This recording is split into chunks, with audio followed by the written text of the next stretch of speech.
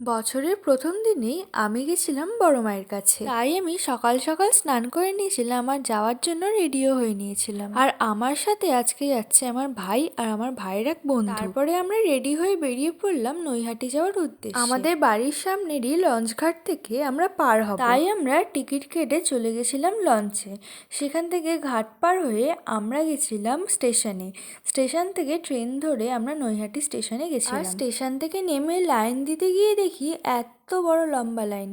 সেই লাইনের শেষ কোথায় সেটা খুঁজতে খুঁজতেই আমাদের 10-15 মিনিট লেগে গেছিল। তারপরে আমি লাইন দিয়ে দিয়েছিলাম আর লাইন দিয়ে এখানে টিপ পরে নিয়েছিলাম। আর আমি ভাবিনি যে পুজো দিতে 4-5 ঘন্টা লেগে যাবে। এগিয়ে যাচ্ছি লাইন আর শেষ হচ্ছে না। আর এই যে এখন ভিডিওটা দেখছো এটা দুপুরবেলার ভিডিও, আর একদম সন্ধেবেলায় আমি ভিডিওটা করেছিলাম। দুপুর 2:30টার সময় আমি লাইন দিয়েছিলাম আর পুজো দিয়েছিলাম সন্ধেবেলায় 7টার সময়। যাই হোক, তারপরে মন্দিরের ভিতরে গেলাম আর সামনে গিয়ে তো ভিডিওই করতে পারিনি, এত ভিড় হয়েছিল।